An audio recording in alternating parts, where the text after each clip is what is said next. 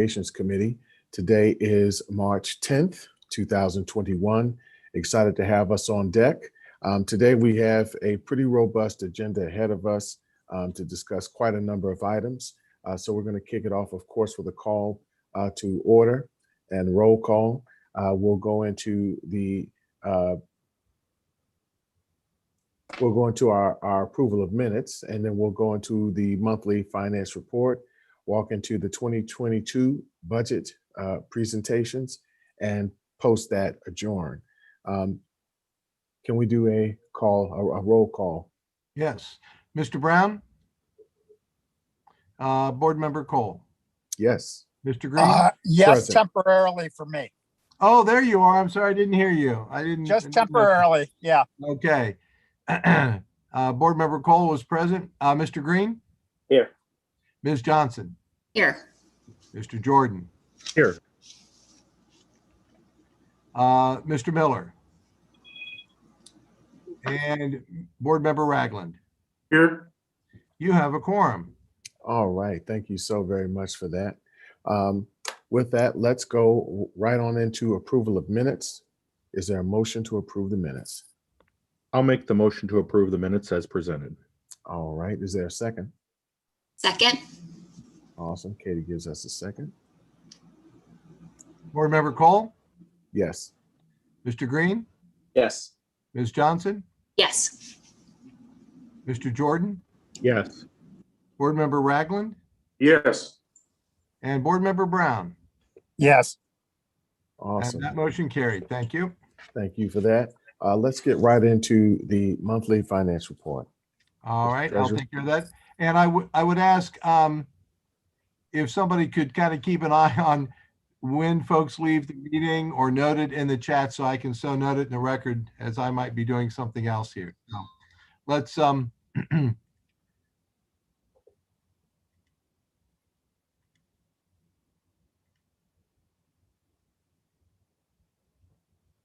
there we go.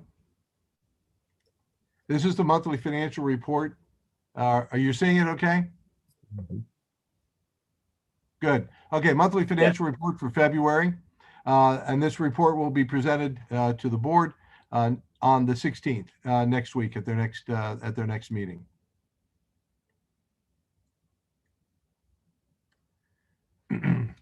Through year-to-date through February, the revenue variance is up a bit this month to about 36 million above plan, or 5%.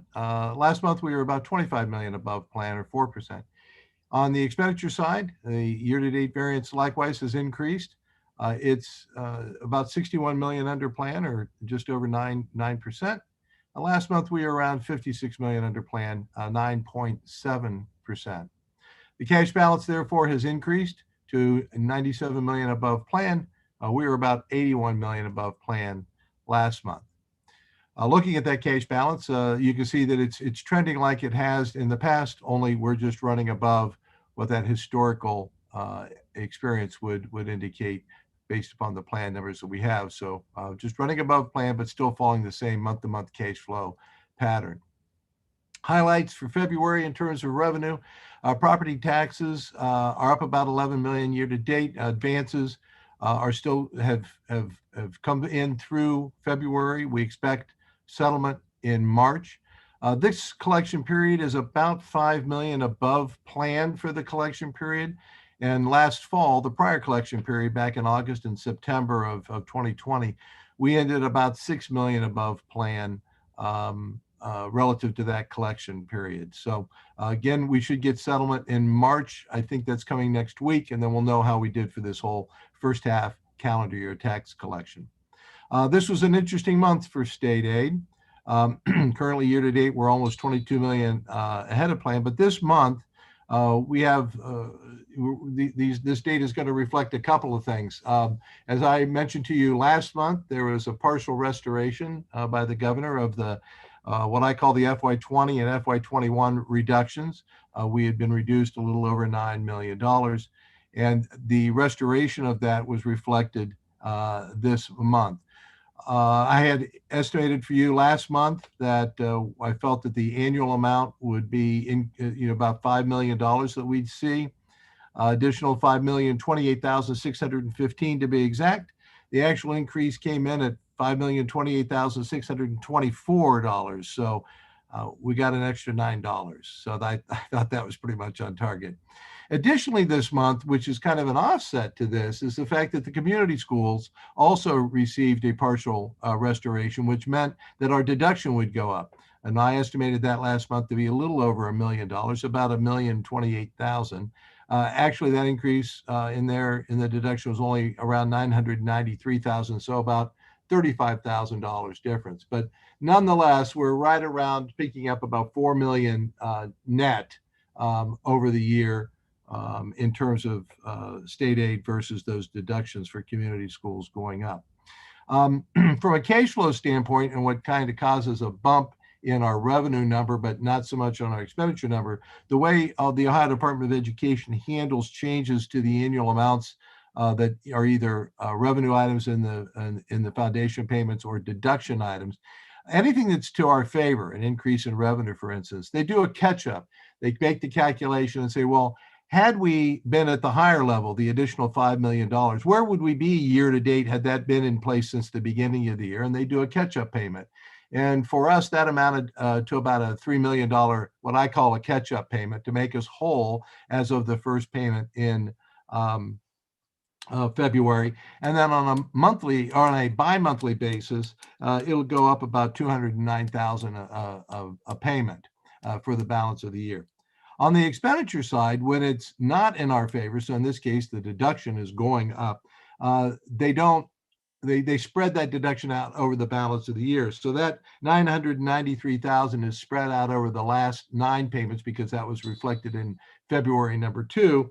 So about $110,000 more in the deduction each payment for the balance of the year. So you can see that it doesn't exactly work out to the $4 million net divided by 9 or 10 payments because of the way they handle it. Just some accounting things that the state does. So those are the 2 big highlights for the month of February on the revenue side. Just graphically, you can see here property taxes and state aid and other revenues all running, pardon me, slightly above plan. And I have done in the past, I'm tracking here for you because we've seen some interesting bumps in state aid. This is the actual results for us. You see back in December, that was that Bureau of Workers' Comp payment, dividend payment that came to us. And then the bump in February here due to this restoration or partial restoration of the reduction. If I take out the BWC dividend, only the catch-up payment shows up here in February, and you can see that kind of $3 million bump there. On a year-to-date basis, likewise, with BWC and the most recent bump in the graph, the February variances are about $22 million above plan and $26 million above the equal monthly flow plan that I track as well. But if you take out that $19 million BWC payment, you'll see that we're about $6.3 million above the equal monthly flow plan and only 2.2 above the current plan.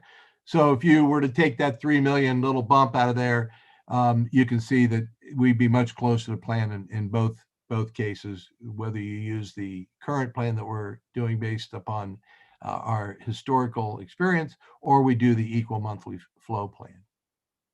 All of the revenues, there's really no change in the restricted federal grant or property tax allocation.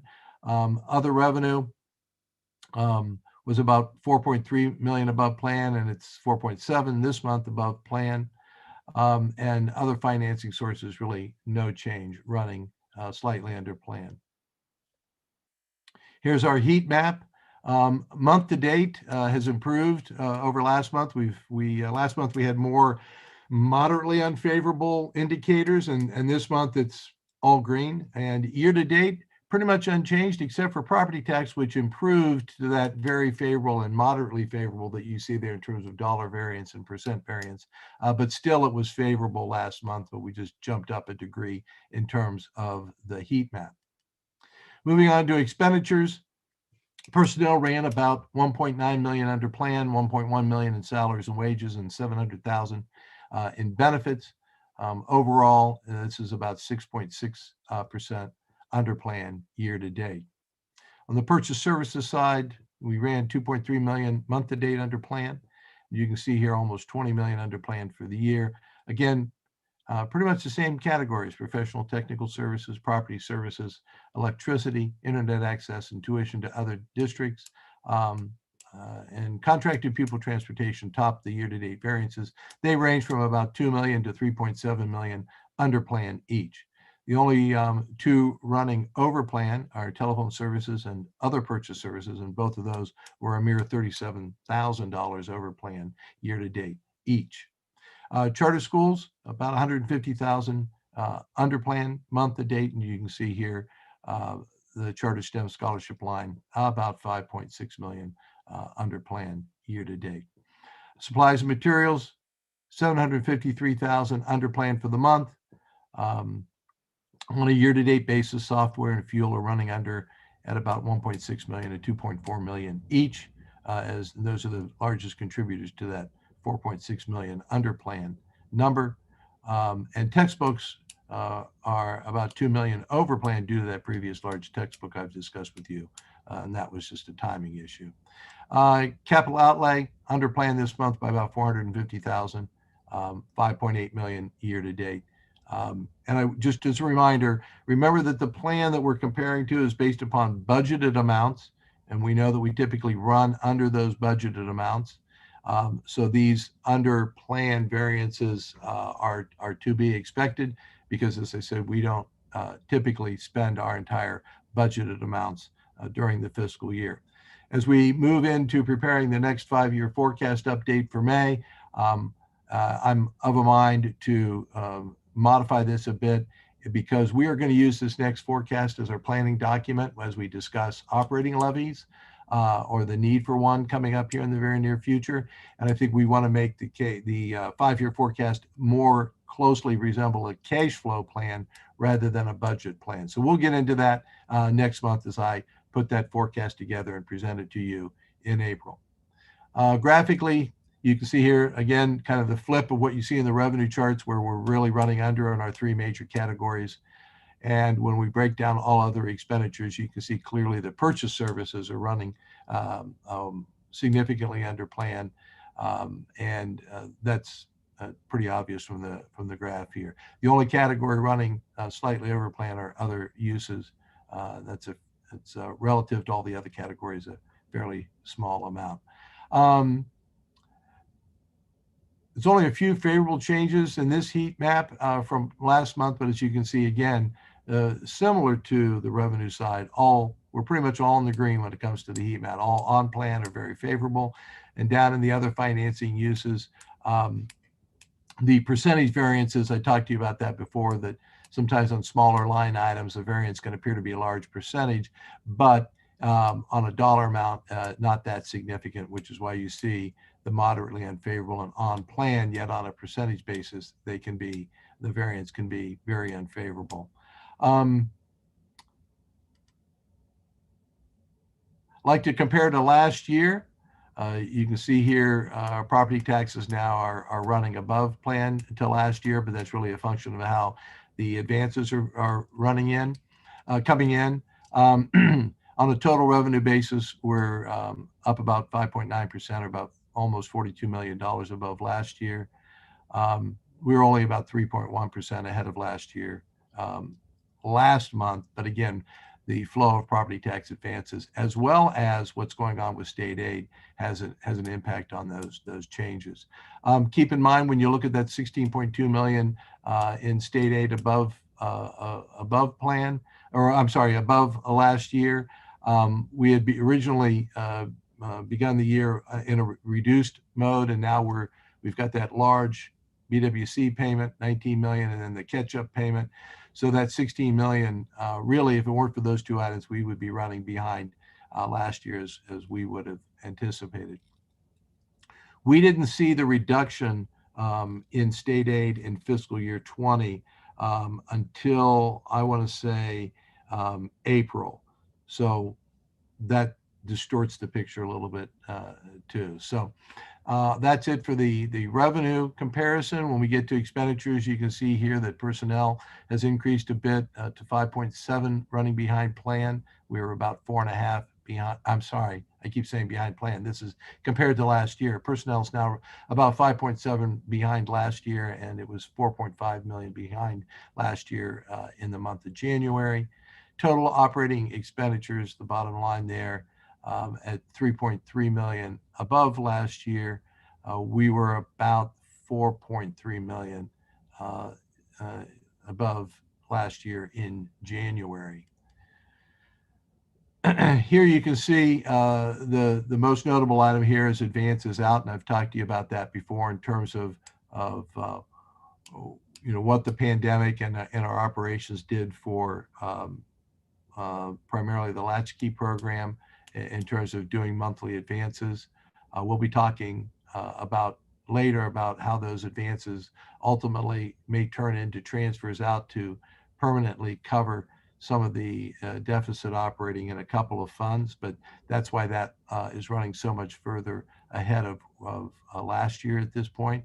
And overall, we're at about 4.7 ahead of where we were last year, 4.7 million, just 0.8%. Last month, that number was 5.4 million over, or 1.1%. So we're still not very far over in expenditures from where we were last year, quite frankly. Looking a little bit closer at the salaries and wages, you can see here that personnel, the actual salary and wages portion of that, almost 2% behind last year, and retirement and insurance benefits virtually unchanged from last year, but they are running slightly under, about 610,000. Very small percentage, but overall 1.5% behind where we were last year for our personnel component, our largest expenditure category out of the general fund. So all in all, we continue to have favorable experiences with revenues above plan and favorable experiences with expenditures running under plan, and we're building a cash balance. So that's the report for February. I'd be glad at this point to answer any questions you have before we move on to our next item. Thank you so much, Mr. Treasurer. Are there any questions at this point? None? Bueller? Oh boy, oh boy. Bring a little fun up in here. Okay, if there aren't any questions, we may certainly move forward to our fiscal year 2022 budget presentations. All right, and for that, Chair Cole, I'd like to turn the meeting over to Mr. Gooding, the Executive Director of Budget, and all of the things that go bump in the night in my office at this point. And he's going to lead the rest of the team through these budget presentations. He has them timed. I am going to start a timer to see if we can hold him to that. He says this should last about 90 minutes, and we may make it before the 6 o'clock bewitching hour. So I'll turn this over to Mr. Gooding. Thank you. And just as a quick question as well, is there anything on here that we will need a quorum to be able to approve moving forward? I don't recall if in the past that you voted to send these budget recommendations or requests onto the board. I think we have reported out primarily that they have been reviewed and vetted by the finance committee. So I think we're fine if we end up not having a quorum at the end. We will have done our due diligence in having the committee review these budget requests. Awesome. I thank you so much. Mr. Gooding.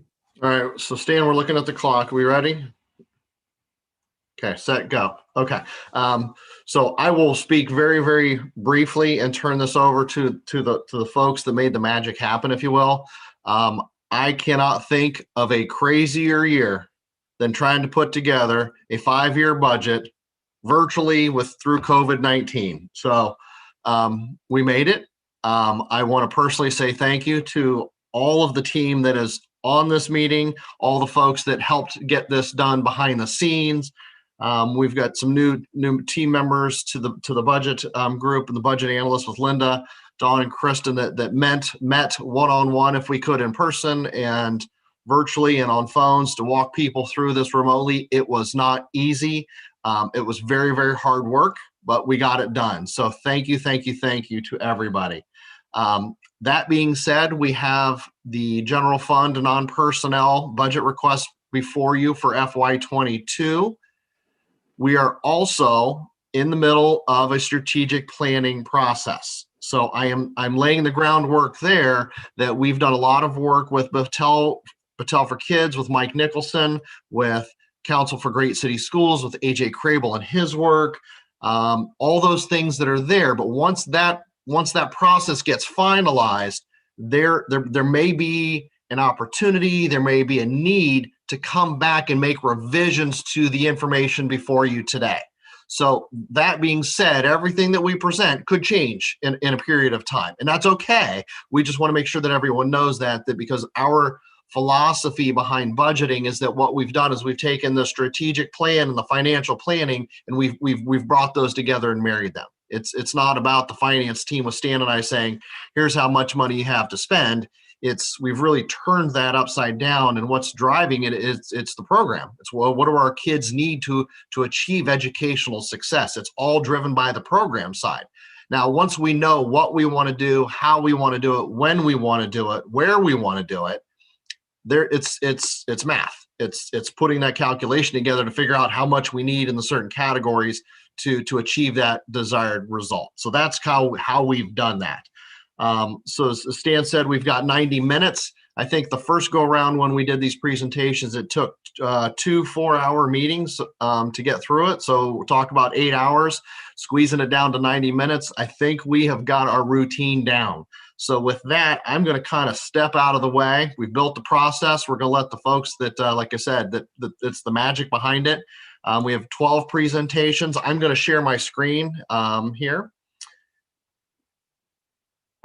There we go. And just kind of talk through that. So we've got the budget presentation. We're aligning this to, fulfilling our commitments to our community. We've got them aligned to what the current goals are. But again, through the strategic planning process, this could change.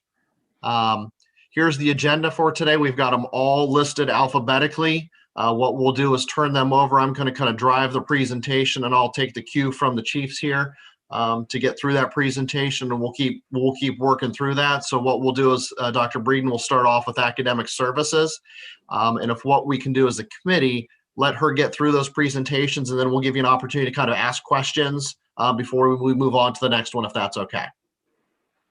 Okay. So seeing a bunch of nodding there. So what I'm going to do is I'm going to mute myself, and I'm going to drive the PowerPoint here and invite Dr. Breeden to unmute herself and talk through their presentation. All right. Good evening, everyone. Chairman Cole, FAC members, and Dr. Dixon. I'm very excited to be here and talk to you about our budget and academic services. If we could advance to the next slide, that would be helpful. All right, I'm going to give you the highlights that you will really need to zero in on, but they're pretty simple. First, we're starting a new office called Learning Technologies, and this has grown out of the PDK audit, where we needed to do a lot of work around our curriculum. Also, a lot of the digital learning that we've had to do over the last year due to the pandemic has taught us a lot of valuable lessons, and we see ways to improve our services. We also now have a systematic plan for textbook adoption. And I always say textbooks now are not your mama's textbooks. There is more under that category than in the past. We're going to improve our student support services. And then also some of the movement you'll see in our budget is related to office function and budget items being put under the right category as we have evolved as a department. At this point, I'm going to turn it over to Elise Clark, my Executive Director of Teaching and Learning, and she'll be followed by Kira Schoenbaum, who will be talking about special education and student support. So here we go. Good evening. Elise. Thank you, Dr. Breeden. Good evening. Our first budget is the Office of Teaching and Learning. This is our office that this budget is for mostly operational and continued support of professional development, specifically consultant type of work and additional support for buildings. So it's one of our smaller budgets, and that's how we use that one. If we can move to the next. Our K-12 curriculum budget is the operating budget for our secondary and elementary curriculum offices. You'll see a decrease actually in that budget because previously we used that to fund our learning management system, but now that we have an Office of Learning Technologies, we've moved those funds over.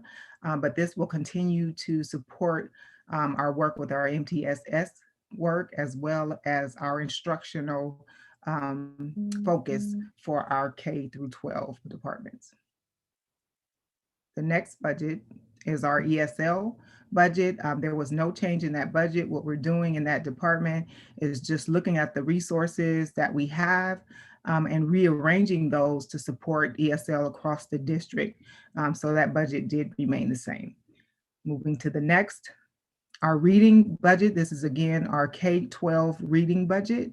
Again, you see a decrease in the budget simply because we were able to adopt curricular resources across the district for our English language arts. However, we will continue to use this budget to support professional development, as well as our reading intervention programs, K through 12, and again, further intervention and professional development to support reading instruction.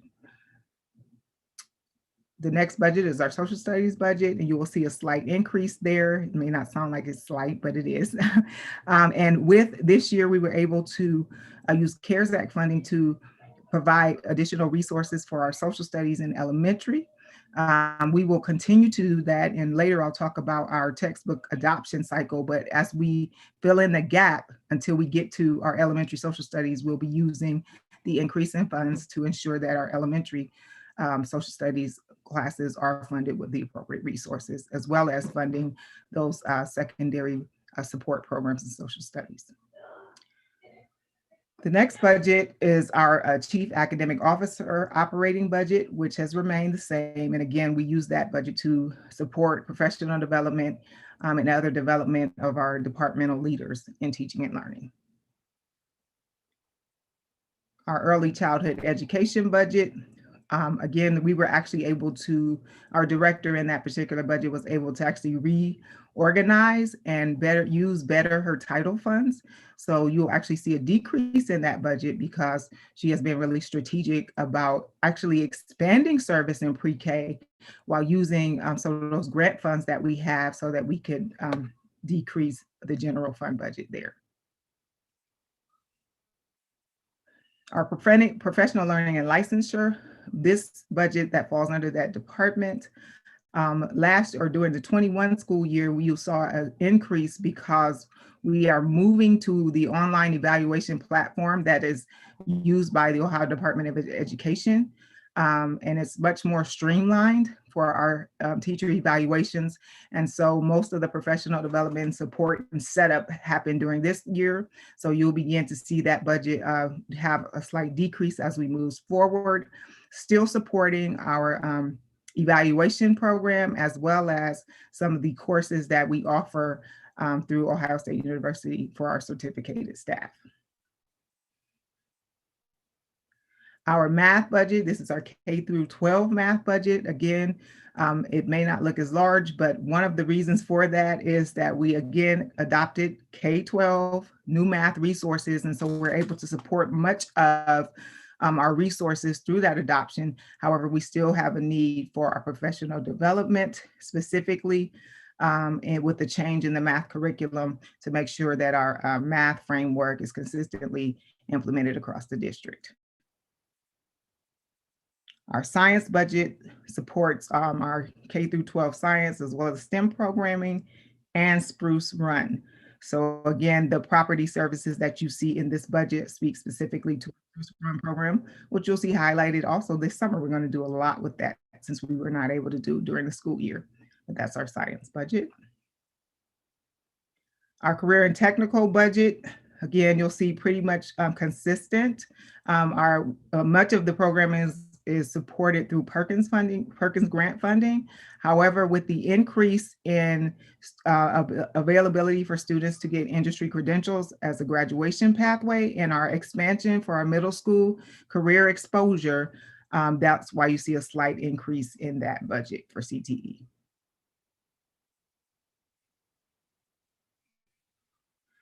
Our summer school budget, this is our core summer school budget. But we will, moving forward, most of our funding for summer school, again, we are able to use grant funding for that. However, we do have a general operating budget to ensure that as we prepare for summer school, we have the necessary resources. But again, the bulk of summer school is funded through our grant funding. Unified arts budget, you will see a slight increase. Again, this year we were able to provide more resources for our unified arts teachers, specifically our music and visual arts programming. So to maintain those type of resources for our unified arts and to be able to ensure that they have the supplies and materials they need and the professional development, that's why you see an increase in that budget.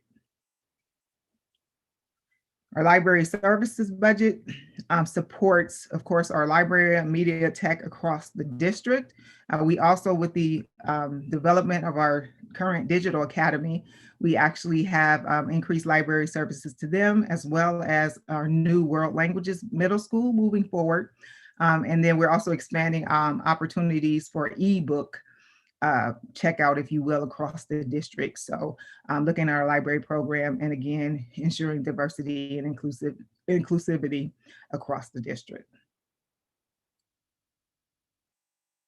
Okay, this is our textbook budget. Dr. Breeden already mentioned that textbook includes not just your textbooks, but the digital resources and supports across the district. And so what we have done in accordance with our PDK findings to ensure equity across the district in student resources, as I spoke last year, we adopted a K-12 ELA and math program. This year, we're going through the RFP process for our 6-12 social studies and science. We'll be moving forward next year with world language, and then the following year with our elementary science and social studies. So we now will be on a 5-year adoption cycle for textbooks. Our gifted services, again, actually we've kind of balanced off there, but the focus again will be ensuring equitable service and increased identification across the district. One notable change for 2022 is we will be offering the PSAT to all juniors. We'll have that opportunity at no cost, and we will ensure that occurs in the gifted budget. So we'll handle that there.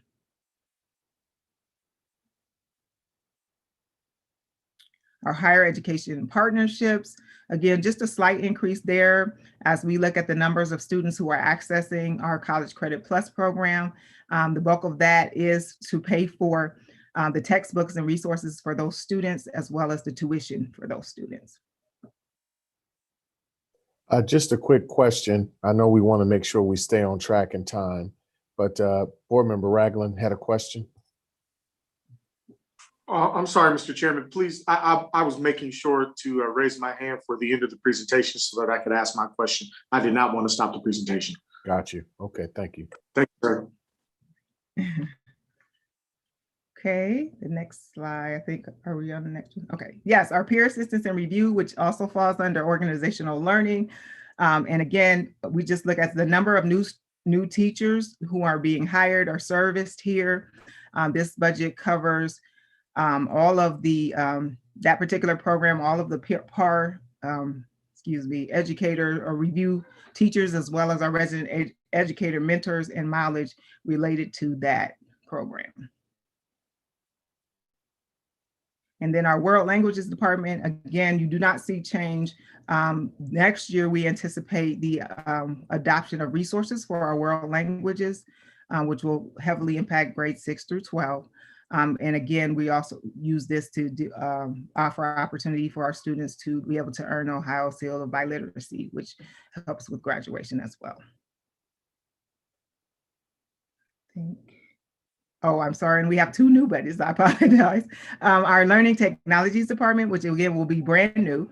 As I mentioned earlier, we will incur the cost of our learning management system, which is Canvas. That will be a part of their work, a large part of their work, to ensure that it's implemented and running across the district, as well as supporting all of our learning technology from an instructional lens and providing support for parents, students, and teachers. And then our last budget is currently called the Digital Academy, but we are learning lessons from this year and looking beyond COVID as we move into a true blended learning model for opportunity for our parents and students. And so again, this department will live in the academic services as well. And that now I'll turn it over to Kara Slowenbach for special education and student support. Hi everyone, I'm Kira. Our first budget is the Department of Speech and Language Services, and we use these dollars to calibrate our audiometers, which is the technology we use for mandated hearing screenings each year. Dollars are also used to purchase our communication devices for students that require an alternate means for communication. We provide learning or loaner devices for them during the school year. Professional development for our therapists, assessment protocols, and therapy materials to support students are also purchased out of this budget. We can move, thank you. This is our health, family, and community services. In addition to supporting the day-to-day operations for our school clinics, this budget also supports professional development for our school nurses, as well as our health-based partnerships like Columbus Public Health. You might note when you first see this slide that there's a decline in funds. This budget does not support COVID impact. There are separate dollars for those specific needs. So this is really just for the department for our nurses. I'd also like to share that 4 years ago, the department began replacing AEDs and upgrading to cardio science G5s. We finished this replacement and will not need to begin this process again for another 5 years. So that's also indicates why there's a change in these funds. Career advising. This account was formerly known as I Know I Can. The name was changed to represent the services provided with these funds and not the specific partnership. We look forward to our continued partnership with I Know I Can. This is a community partnership that provides college advising for students in every high school. In addition to advising, they provide college and career readiness lessons for students in grades 7 through 12, as well as family engagement activities throughout the year. I Know I Can also provide scholarship and fee waivers for college entrance exams and applications to make the college search more affordable for our families. Special education and support services purchases outside services for students that includes Franklin County Board of Developmental Disabilities, Nationwide Children's Hospital, St. Vincent, and COVA. You might notice an increase in FY22.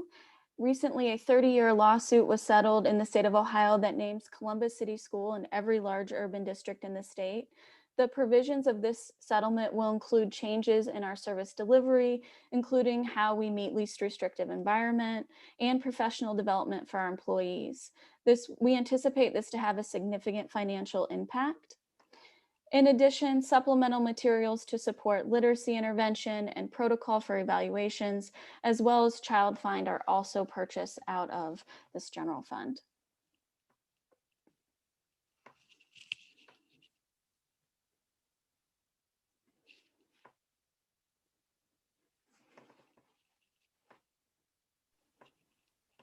So with that, we'll open that up, see if anyone has any questions for academic services.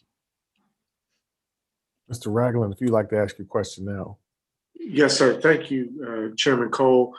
Mr. Gooding, my question is around textbooks.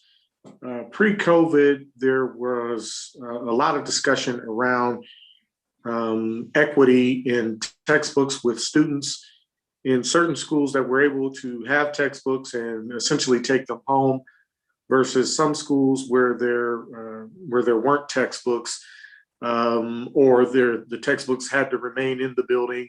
Students did not have access to taking them to their homes. Have we addressed that issue with our budget request here as we're moving kind of away from a COVID environment? I know we've done some things with technology and having textbooks on our Chromebooks and some of those other things that we've done, but do you believe that we've adequately addressed the equity issue around textbooks throughout the district? So I can answer Yes, ma'am. Thank So you. as we are looking at prior to now, in many of our subjects, we had not had new textbook adoptions for nearly 10 years, which kind of added to that problem. So as we have gone through these new processes, and it also depends on the subject matter, but for example, with our ELA and math last year, we will usually have a class set of books as well as online, and many of our courses now have consumables. So that provides every single student with the book at home. And even what we found this year because of COVID, and we sent home the book with every student, and some of them left them at home. So we did have to provide a few extra to ensure that students had them. And as we're going through our new adoptions, we are looking to the same thing. So textbook companies now are offering the digital, full digital, and now we are also one-to-one Chromebook, which does assist extremely because usually whatever you have in text and physically, they can have at home. We also have, again, the classroom sets, and we also have for many of our subjects consumables. But it is the expectation because now across the district, students will, and those who just cannot do the digital will still be able to access a hard copy of that textbook to have at home as well. Great job. Thank you very much, Ms. Clark. I really appreciate it. Thank you, Mr. Chairman.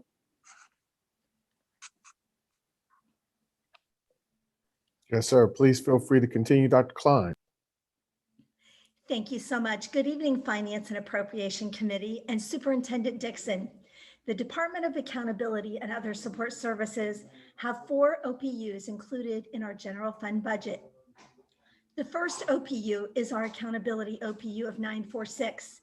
This budget consists of supporting our K-12 formative assessments, data analytic tools, and software, along with support for our required state mandated diagnostic testing.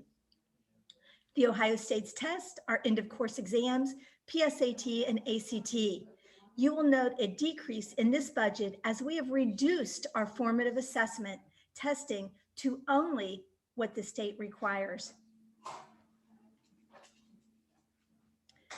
Our next budget OPU is 967, our community schools. Our community school costs are billed from the community schools for educating students who live within the Columbus City School attendance areas, but who choose to attend a community school.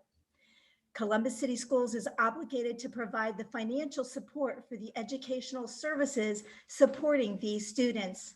The divisions of EMIS and school options using the ODEC state system will continue to verify calculations for students attending these schools and reconciling entry dates between all districts. Our next OPU is 968. This is our out-of-district tuition. These are excess costs that are billings from outside educational organizations for Columbus City School students who are being educated by entities outside of the Columbus City Schools. Costs associated with the tuition of students who are placed outside of Columbus City Schools due to unique situations such as foster care, incarcerations, treatment facilities, etc.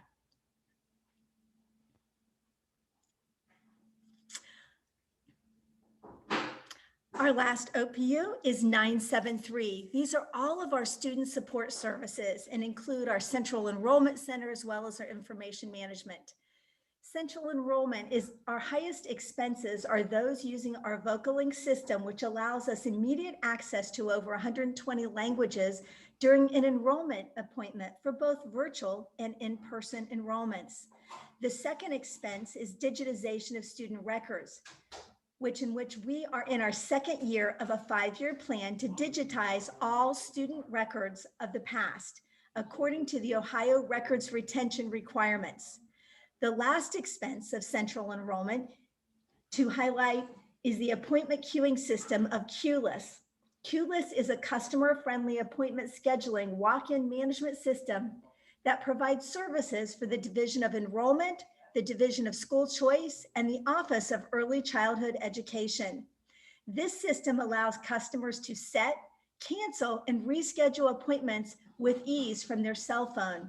Customers also receive confirmation and appointment reminders via email and SMS text messaging. Once the appointment is complete, QLIS has a mechanism to send a customer service survey to receive feedback in regard to the enrollment experience. If a customer misses their appointment, QLIS has the ability to track and monitor, send text messages offering the opportunity to reschedule that appointment. New for the 2021-22 school year, we will be pursuing all customer correspondence from QLIS being translated into our top 5 major languages. And our last division, 97310, within the 973 OPU, is information management. Information management provides all users with an up-to-date user experience focused on flexibility, ease of use, and efficiency. This request for additional funds supports the development and adoption of a district student success card that will be the foundation of transportation, ridership management, standardized student identification, and provide our students with access to many additional resources within the greater Columbus community, such as Columbus Metropolitan Library, possibly CODA, and other future partners. Additionally, we will be leveraging a new product, Infinite Campus Workflow. In combination with the success card, this will allow students to have their attendance collected using Bluetooth scanners as they arrive at the school or classroom. Automated passes and student management give back valuable learning minutes and increased opportunities for our scholars. At this time, I will be glad to entertain any questions.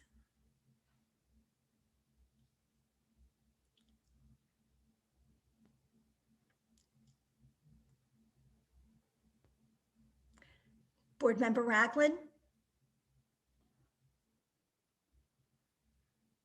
No, no, ma'am. I did not have any questions for you, Dr. Klein. I believe I probably should have lowered my hand.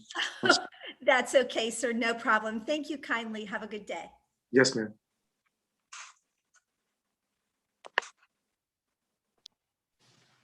Good afternoon, Mr. Chairman and members of the committee.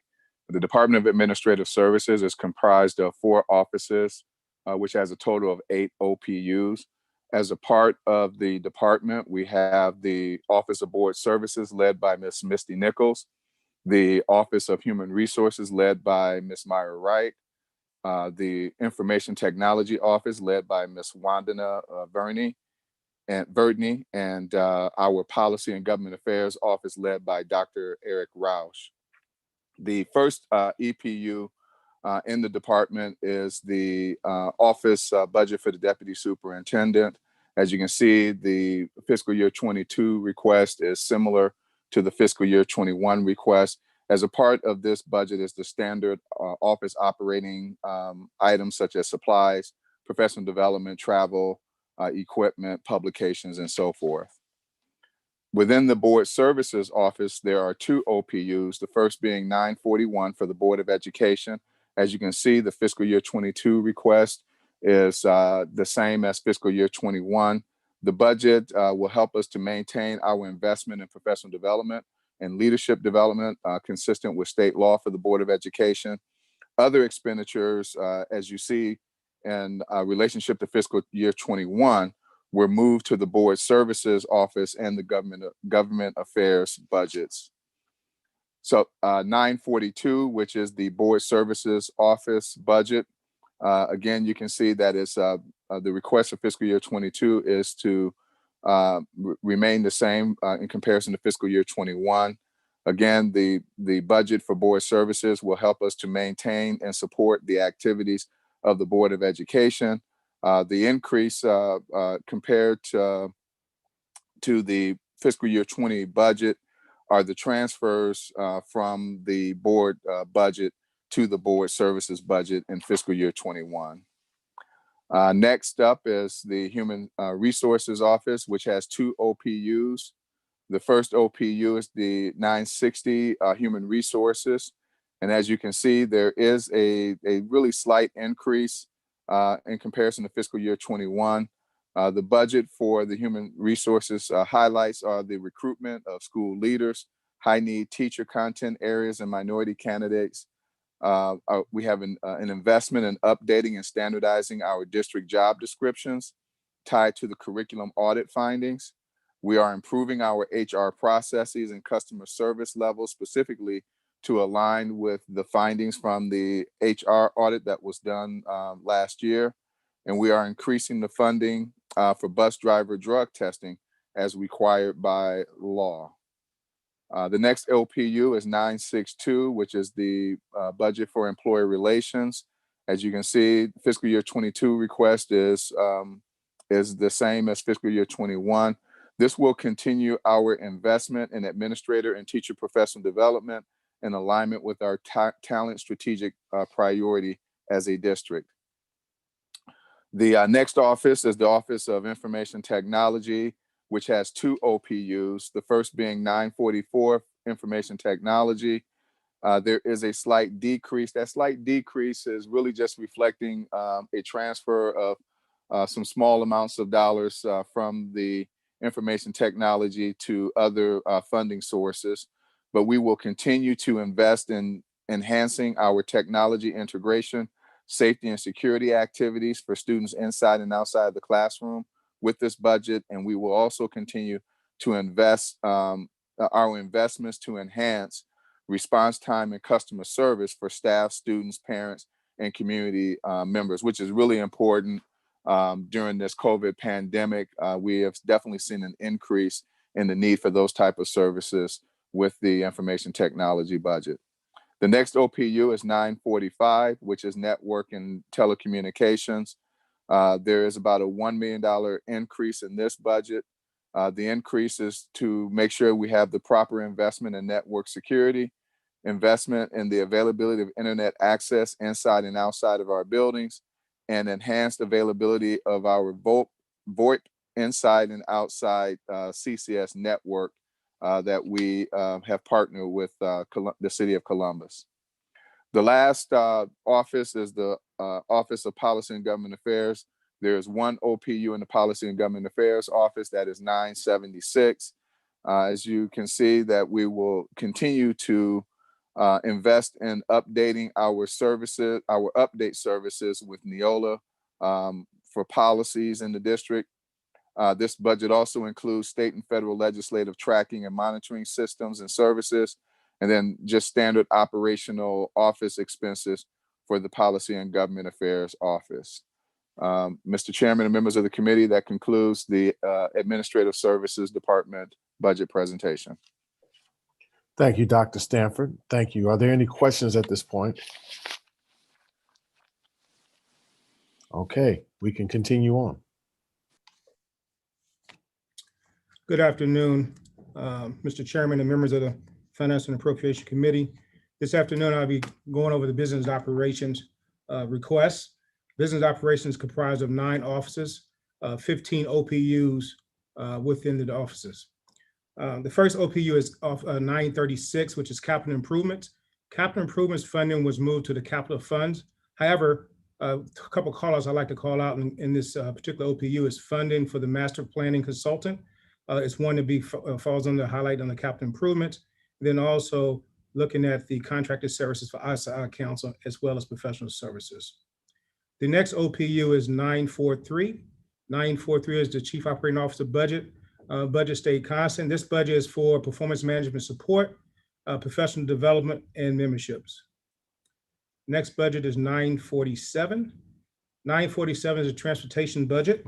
In this particular budget, the focus point this year would be focused on efficient routing, piloting implementation of student ridership, and also continue on to looking at on-time bus arrival and improving on-time bus arrival.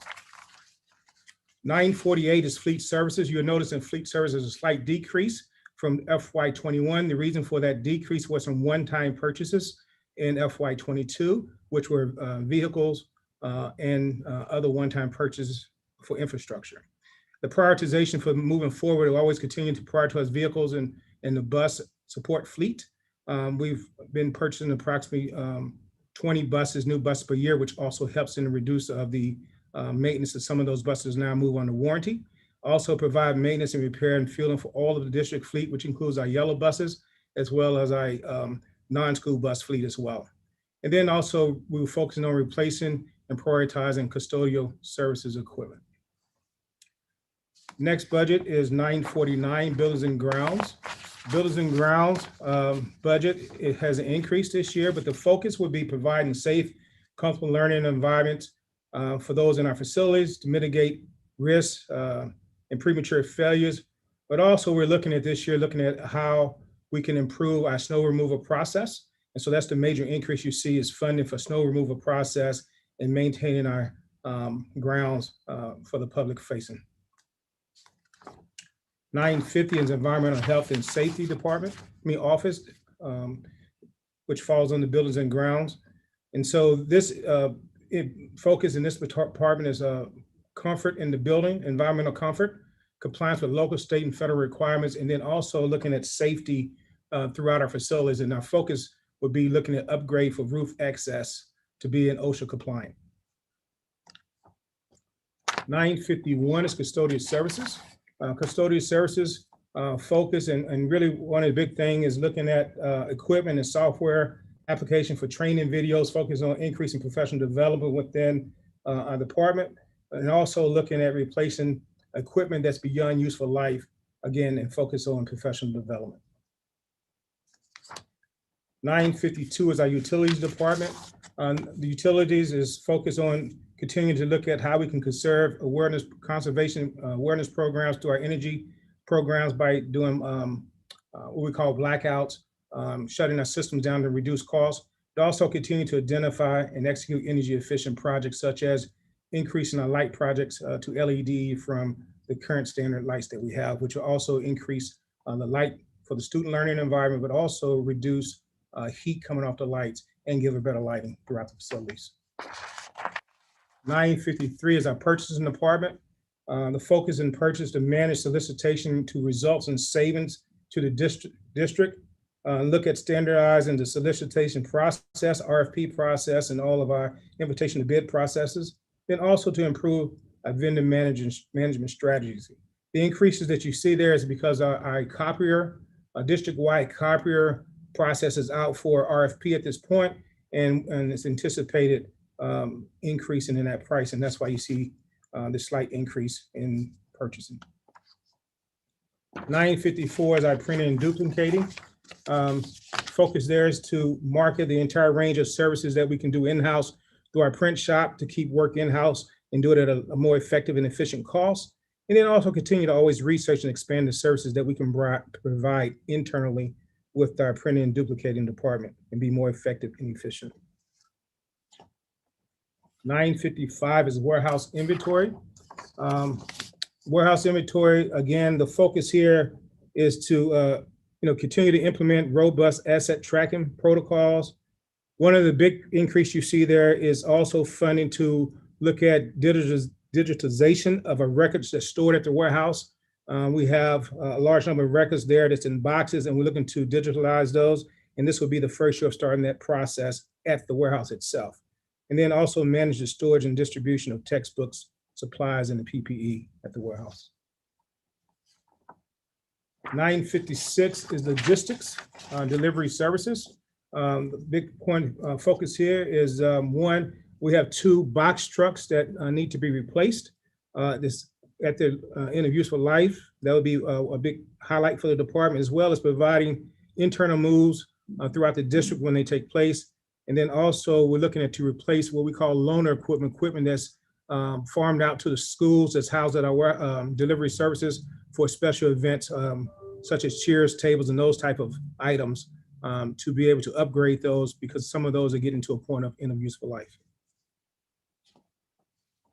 957 is student activities. The focus of student highlights and student activities to replace dated athletic equipment and capital projects.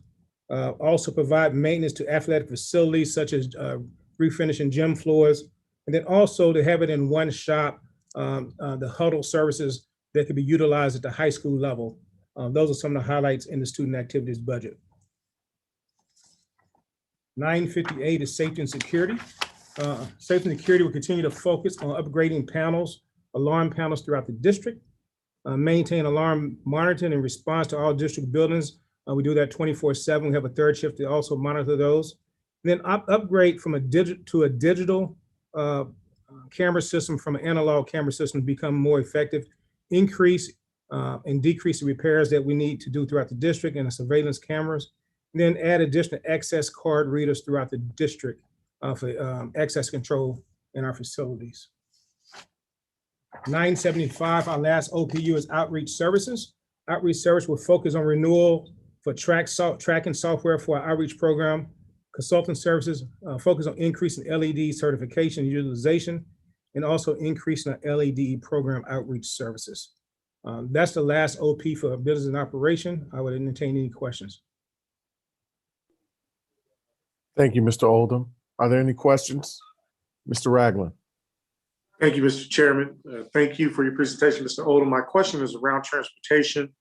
You mentioned increasing efficiency in routing. Have you identified new software that will help us to do that, or has your team started looking at software that may address some of the problems that we may have run into in the past? Thank you for that question, Board Member Ragland. To answer your question, we're exploring all options. We're going through, we had a review of the department from the Council of Greater City Schools. We're going through that information. We're also reaching out to many users out there to see what they're doing, its best practices in the field. We also have reached out to Massachusetts, Boston City Schools, because we understand they've done some cutting edge work with MIT. We have meetings with them coming up to talk about how are they able to become more effective and efficient with their routing. And so our team is really reaching out to those groups. We also work hand in hand with some engineer students at Ohio State University who's worked with us as well as how can we look at being effective and efficient. So we're always looking to see if there's any different or improved routing systems out there to make it more effective and efficient. Thank you. Thank you for that, Mr. Oldham. That concludes my questions, Mr. Chairman. Appreciate it. Thank you, Mr. Ragland. To the food service piece too, Boston has done some outstanding work in that space. I would encourage also for us to investigate that. They've navigated the whole collective bargain aspect of that very well to provide for healthy, accommodating meals. So what they've done is spectacular. If you don't know about that, I also encourage you to investigate that as well. Thank you. Will do. So, Chairman Cole, one of the points of clarification I want to bring up, Maurice made a good point there. In the capital improvement budget, OPU 936, I just want to make sure that folks understand in FY21, the number that was on the slide showed $0. Those reflect the original budget that we had in place at the beginning of the school year. But there was an amendment that we did, I believe, I think it was the last meeting, to fund the consulting services for the FMP process. So that was an $800,000 amendment that we did. That did not show in his FY21 number because those were the original budget requests, the original budget that was approved. So I just want to make sure I explain if somebody thought, hey, we just increased that by 800,000, but it didn't show on the slide. That's why, because those numbers are reflective of the original budget that was in place at the beginning of the year. No worries. I thank you for that transparency. If we can be sure to, moving forward, amend or create an addendum to that presentation that adds that number, that'll be great. Mm-hmm. Thank you.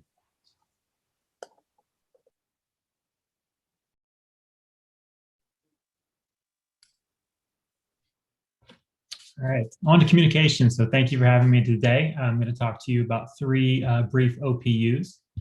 So the first one we started with is 938, which is the primary communications OPU. This is where we spend the bulk of our money in communications.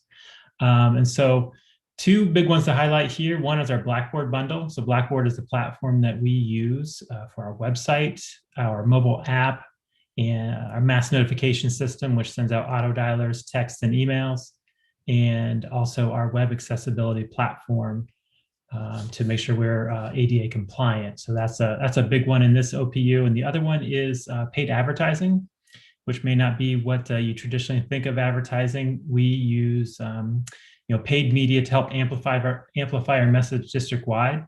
So we'll pay for radio and digital advertising on social media to help really spread the message wide when we need to. So the next one is 939 Customer Relations. This is a small one. The Office of Customer Relations is within the Communications Department. And they are the ones who are handling issues, concerns, and providing solutions and helping our stakeholders when they raise those concerns through customer relations. And the final one, 971 Media Technologies, or as we call it now, Multimedia Services.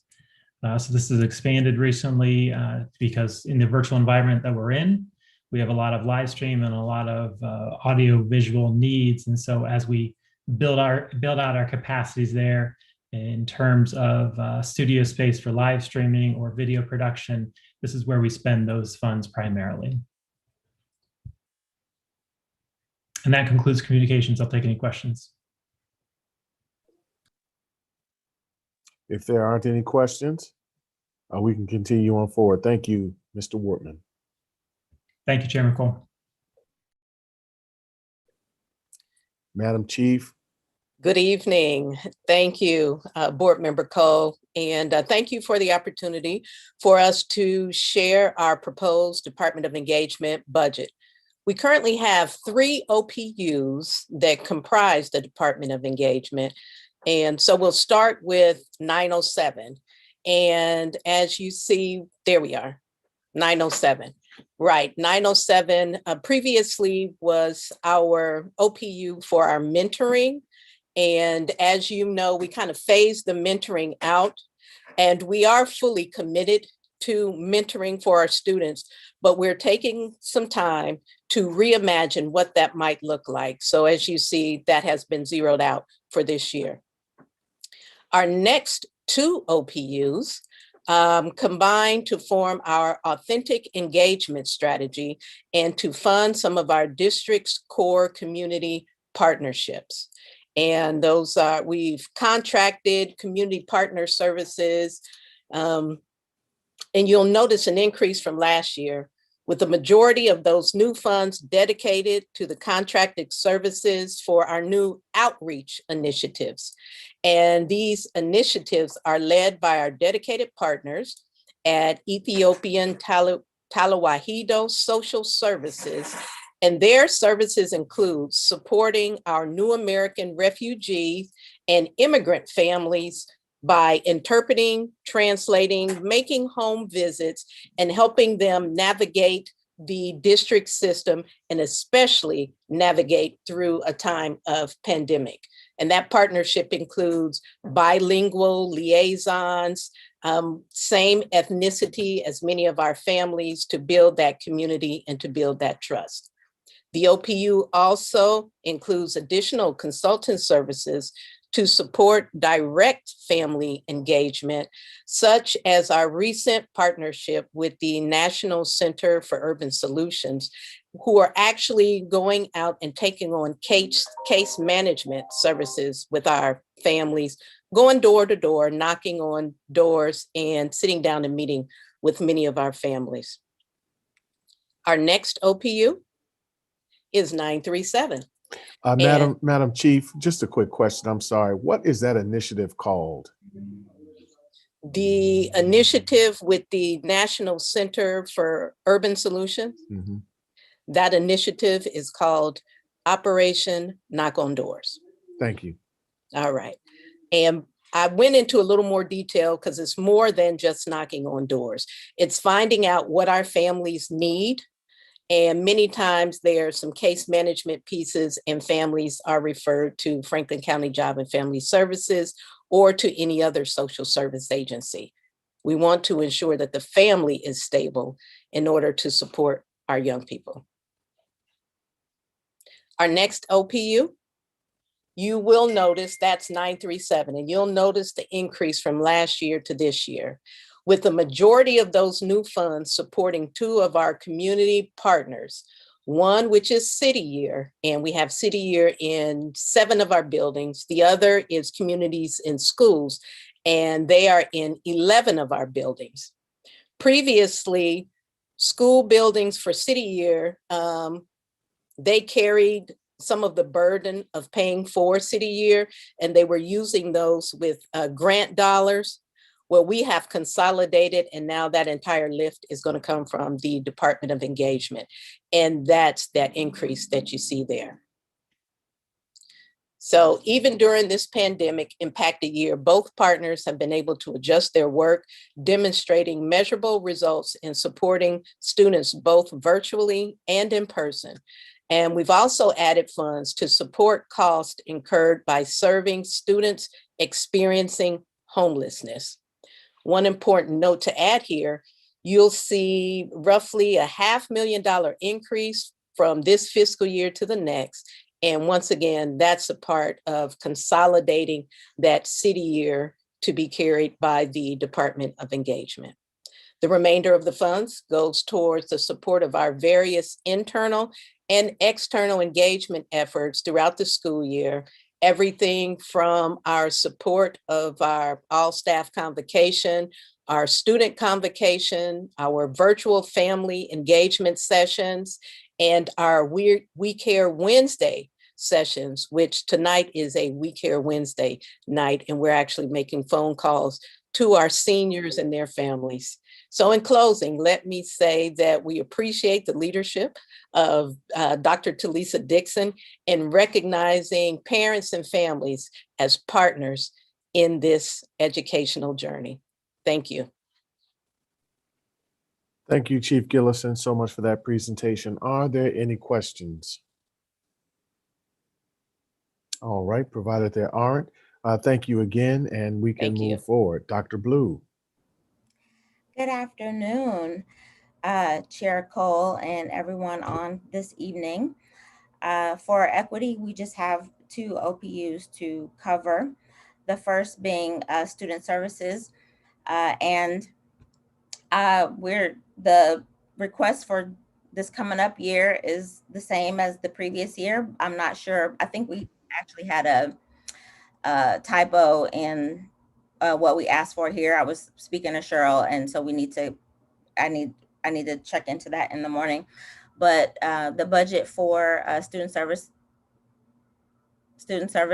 is just going to be a continuation of the work that the SEL department has been doing in terms of the panorama surveys, well-being surveys for our faculty, staff, and students, as well as implementation of trauma-informed care, restorative practices, and greater implementation of PBIS. So there aren't any real changes there. So I just have to kind of check and see why that number on 21 is different than 22. But everything that we're asking for is the same as previous year. So you can go forward, please. And for equity is also the same. Obviously, you can see that last year there wasn't a budget because this is a new position, but the request for next year is the same as this year because most of the work that we'll be doing is not going to hit the general fund. It'll be just general operating type of expenses. So the things that we'll do related to the general fund will just be to support the general work of the office. And that's all that we have in terms of things that will hit the general fund budget. Thank you so much, Dr. Blue. Board Member Ragland, do you have any questions? Okay. All right. Thank you. Okay. Thank you. No, sir. I was having difficulty with my mute button, Mr. Chairman. No, sir. Thank you. Thank you, Dr. Blue. Thank you. And just a point of clarification for Dr. Blue with that piece, the amount that was different was the guidance counselor budget used to be part of that.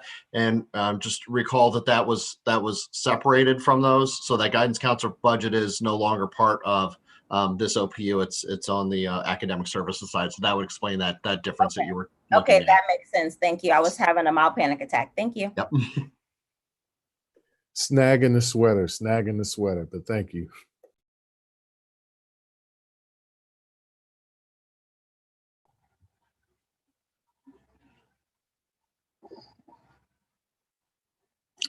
Madam Auditor, welcome. Welcome. Thank you, Chair Cole. For the Office of Internal Audit, as you can see, our budget request is very similar to last year. Some of the highlights, we are just kind of going over how we had implemented Teammate, which is an automated work paper solution. And we thought it was going to be a game changer and really did not realize how much of a game changer it was until COVID, when we had to basically leave our offices within a 2-day notice. Because we were pretty much automated, we pretty much did not miss a beat. So just wanted to bring that to the Finance Committee's attention. The rest of the highlights are basically cost savings that we have made over the years by switching to a less costly but as efficient hotline management program. What isn't on here is that in 2022, we are working with an editor. So we are having someone help us streamline our reports. Hopefully, those of you who read our reports will notice some differences in the placement, and hopefully reports are not as long and wordy as they would have been before. The main things that we are working with her on as far as helping our PowerPoint presentations look more polished. And then the last thing that you will notice is when we do our work plan, she is also helping us basically just have a more polished and get to the point type of work plan. So basically our request is pretty much in line with last year, and I'll be happy to take any questions on our budget. Thank you, Madam Auditor, for the presentation. Are there any questions?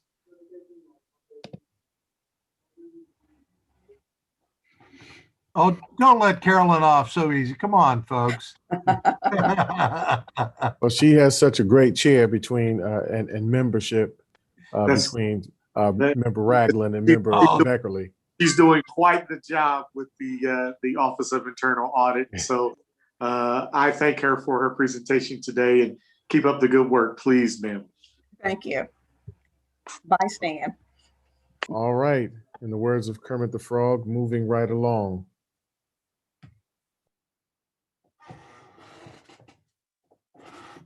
Good evening, Chairman Cole and committee members. I'm going to talk about the General Counsel's Office budget. As you can see, the budget for fiscal year 22 is slightly less than the budget for fiscal year 21. The non-personnel budget for the General Counsel's Office is primarily attributable to casualty insurance premiums, claim costs, third-party claims administration, property appraisals, and property tax valuation litigation matters handled by outside counsel. The monies handled by or expended for property tax valuations can actually be considered an investment, as it brings in $33 to $35 for every dollar spent. And that is probably the briefest presentation that you'll have this evening. I will open it up for questions, however. I thank you so much, Mr. Barnes, for the very brief presentation. But you have always been a man of few words and much substance. So thank you. Are there any questions for Mr. Barnes? We have an attorney with a sense of humor. Dry, but a sense of humor. I've enjoyed learning to work with James. So that's all right. I'm parched, but that's all right. But thank you, sir. Thank you. Thank you. Moving forward, Dr. Dixon. Thank you, Board Chair Cole and members of the committee. So this evening, my presentation is probably not going to be as brief as James, but for our budget, it's going to remain pretty much the same for the FY 21 and 22. It's got ongoing supplemental support of major district initiatives in building program-specific needs. As it was stated earlier, we are finishing up our strategic plan, and we're also working on some reorganization. We know that we've had several audits that have been conducted. We've had a transportation audit, a HR audit, and a curriculum audit. And so those outcomes of those audits is going to allow us to reshape and rebuild this district so that we're operating more efficiently and more effectively. So I wanted to make sure that we still had some dollars in my office for some other, to make sure that these initiatives are monitored and that we set the right platform so that we're reporting back on how well we are doing with these initiatives and others. So that's it for my budget. And then we have improvement and innovation. This was some dollars that we didn't expend any in FY20, but this was a budget item that we put in for program improvement. When we were thinking about, there was a committee prior, a board committee, Innovation and Reform Committee, and it was some great work that came out of that. And because of COVID, we were not able to lift those initiatives, but we have talked about some other initiatives that we could move forward now that we learned from this COVID experiment, so to speak, that how we can leverage technology and improve learning outcomes for students in various ways. I believe that we're going to be able to utilize these dollars and do some pilot programming in our buildings for our students. And I think that is it for the office of superintendent. Any questions? Okay, so thank you, Madam Superintendent, for the you. presentation. Leadership, transformation and leadership, Dr. Chapman, welcome.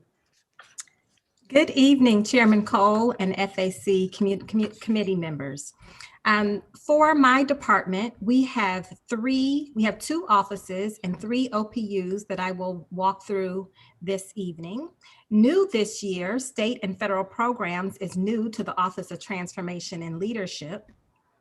What I would like to highlight for this OPU is that the team will be working on developing an electronic grants management system this year. And this will be especially essential at this time, given the increase in federal grants that will be managed by the state and federal programs team. And so in addition to the grants management system that will be new this year, the team will continue to procure writing services to help write grants, as well as funding allocated for professional development for the team. The next OPU, 926, is for non-public school support. The majority of these funds are used to support our non-public schools for Title I compensatory education services that we offer to our NPS schools, auxiliary and compensatory services, as well as professional development for the staff that supports the non-public schools. And our third, but last, OPU is 934. This is the OPU that supports all of our school leadership and development work. And so we continue to allocate funds for school improvement and professional development. I would note that the professional development not only supports the PD for my team members, which are the area superintendents and our executive director, but we support professional development district-wide. So if a region has a region-specific professional development need, these funds can be accessed. We support professional development for over 200 administrators in the district. That includes our principals, APs, and leadership interns, as well as our leadership coaches. And we are very grateful and thankful that in the time of COVID, we have been able to access very high-quality professional development virtually. We have gotten that down to a science now. And so we can continue to access these funds and continue to support the professional growth and learning of our administrators. And in addition to professional development, this OPU also supports the operations and logistics for the office and the office staff. And that concludes my report. I'll entertain any questions that anyone may have about our budget. Thank you for that presentation. Are there any questions? Thank you very kindly, Mr. Treasurer. I have the distinct pleasure of reminding everyone that this year there was a little reorganization in the budget department, which was kind of budget and grants was split. Grants going over to Dr. Mosier with our superintendent, and then the budget portion, Mr. Gooding, came over to my office. So earlier today, since he had been pulling all these presentations together, I let him know that he was going to get the distinct pleasure of walking through all three. I think there's three OPUs that will ultimately become one. So he'll explain this all to you, and I'll have some closing comments. Thanks. So, yeah, this is called other duties as assigned. No, just kidding. No, we've gone through this, so this. I'm happy to do this. On the treasurer's budget, this is the final presentation we'll have this evening. There is Mr. Bohork said, there are three OPUs in this. The first is 903, which is the accounting for the comprehensive contract that we entered into several years ago with the ESC. That allowed us access to approximately $900,000 of additional revenue that we would not have had otherwise. This piece of it accounts for what is a deduction that shows up on the school foundation report that is equal to $6.50 per student that flows through that. So that's a deduction. These funds are kept and housed at the ESC. We access those to supplement our educational programming for a variety of things. The desire of the district that we enter into a contractual agreement to use those funds. So those are earmarked for us there that we have access to. The second piece is the budget, the budget's budget, if you will, OPU 963. It is the same amount as last year, it's $15,000 for staff professional development, supplies, and professional organizational dues and memberships for the five folks in the budget office. The last one here, we'll explain this, is OPU 969. This is the treasurer's office budget. And I want to call this out because it looks like a large dollar amount, 15.4 million. But of that, the primary driver is $9.8 million in required statutory fees for the county auditor and treasurer and the state audit for collecting those funds that come in through property taxes. So that is a very, very large portion of that. The next biggest item is 3.6 million that we have for transfers for the bond, the bus bond debt that we issued several years ago. That was $2,957,800. And the general fund also subsidizes currently the athletic fund to the tune of $642,200. We also have an additional $750,000 earmarked for subsidizing the WCVE, the public radio station program on an annual basis. So those pieces are there as well. The rest of it, as you'll see, is for software maintenance and enhancements. It's the ERP, which is our financial software system, or you've heard referred to as Munis, the timekeeping system, and then obviously, as I had just alluded to, the auditor and treasurer fees, as well as the transfer for those three major items that were there. Sian, is there anything else you wanted me to highlight on those? Or you think that covered it? Yeah, I just had the details in the transfer, which you covered. So I wanted you did point that out. So I have nothing to add. Okay. So we'll see if there's any questions on the treasurer's budget. I did want to follow up with just a couple other numbers before we conclude. All right, there are no questions. Okay. Thank you so much. Okay, thank you. So the big piece here is as we look at all of these from the current year, FY21 to FY22, we do have an increase of $12.6 million over the previous year, which is a 3.6% increase. When we look at this over the 5-year plan, because what this will do is this work, the 5-year budget that we've got on the non-personnel piece, Mr. Bohork will use this to fit into the 5-year forecast. So this is the step one. So we look at an average increase over those 5 years of just over 8.4 million. The departments have worked very, very hard to share with the committee the program enhancements, the modifications, the increases, the decreases that we've gone through to meet the needs of our students. So we want to make sure that folks understand, it's a lot of hard work there, but they've been very reasonable in what the requests are. We've been able to fund 100% of the requests that have been brought before us. When we look at an average increase over those 5 years, the average increase is only 2.3%. So they've been very, very good at keeping it reasonable and keeping it within the existing revenue amounts that we have in the cash balance. So this should meet everything that we have and that we know at this point in time. Because as we said at the beginning, we're going to have a new strategic plan. What we have, of course, might change. And if it does, we'll come back with an amendment to FAC and the board at that point in time. But again, that's just laying the groundwork for those changes coming down. But again, kudos to the team. Everybody did a fantastic job on their presentations. They worked very hard. They were able to articulate the details of their program requests programmatically as well as financially. So, a huge thank you to everyone. Thank you, Mr. Gooding. Just a quick question, and it might go back a bit to Mr. Oldham's presentation, but you might very well be able to assist in answering this question as well. Are there any dollars available, whether the CARES Act or some other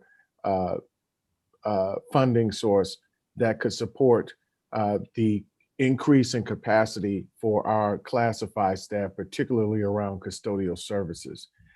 I know that they play a front line of defense that's significant, particularly during this pandemic. And I certainly want to assert to Madam Superintendent where we can continue to strengthen that investment, that we do that. But I do have a question. Is there any additional funding available or sourcing that we could identify to support that initiative?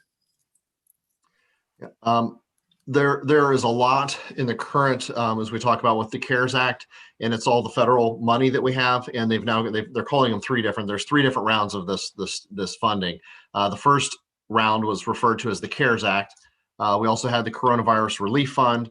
We've moved into the round 2, which is now called ESSER 2, that we're working on, and that'll be coming forward. The first round was $30.8 million. ESSER 2 is, I think the estimates, it's just over $130 million to deal with the pandemic and the issues there. And then they're talking about ESSER 3, which is also being referred to as the ARPA, I believe. So that'll be even round 3. So we're looking at those things to make sure that we can provide investments, for the buildings, to make sure that those things are, providing optimal learning environments for our kids through this pandemic. So the team's working through that. That's really the work that's being headed up by Catherine Mosier under Dr. Chapman's leadership with the state and federal programs, making sure that there's a plan for the use of those funds for a variety of reasons. I think there are 12 specific categories that those funds can be used on. So I know they are working very, very diligently on that to make sure that we get the most the bang for our buck there. And if I may add to Chair, and when the brain freeze, but if I may add, there are dollars, Board Member Cole, earmarked from CARES Act for custodial services. We have right now earmarked for 68 FTEs, custodial services.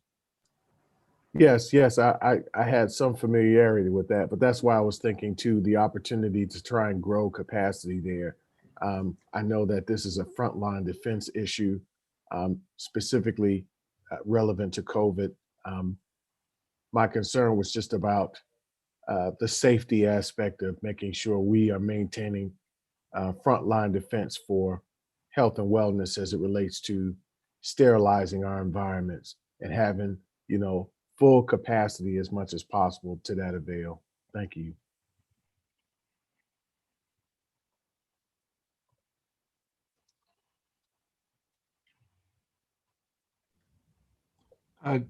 Chair that Cole, concludes. Yeah, Chair Cole, that'll conclude this is the non-personnel budget side of things. And as you can imagine, we have in terms of dollar cost, a large dollar cost personnel budget. And those requests are being worked on as we speak. I anticipate that at the same meeting I present, the 5-year forecast will have a presentation on what the personnel plan is for FY22 and perhaps beyond as we see it at that point in time. So that plan is being prepared, and those numbers too will roll right into the 5-year forecast. So personnel is yet to come. Okay. That was teeing up everybody on the call that while you think this might be your last presentation to the FAC, yeah, it's not. We're going to drag you back in here and talk about your personnel plans. And I will tell you, this is a very exciting time in personnel planning because we're just relooking at that whole process, and we've had some great conversations about how that planning and approval and control process works. So this is pretty exciting. A lot of work to do, but it's very exciting. All right. Provided there is, we're at the end of our agenda. Yes. Yes, sir. And I did see in the chat, there was a question from Lois Carson about, will we see some funding requests for professional development for classifieds? Yes. Can I speak to that? Yes, please. Yes, you will, Lois. We've been talking about making sure that we're creating an organization that everyone has access to professional development.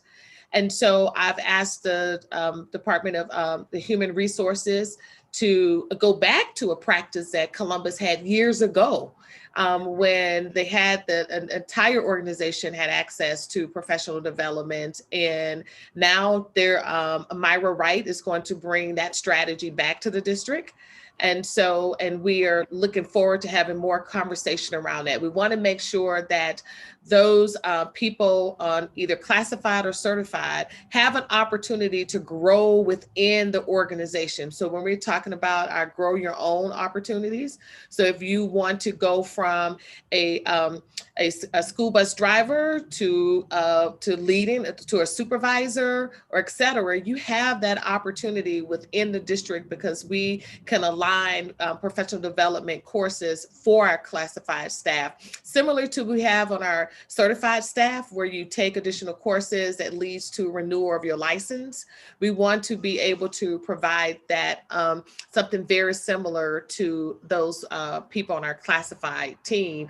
And also, if those opportunities are outside of our space, is there a way we can partner with organizations if people wanted to get further certifications, et cetera?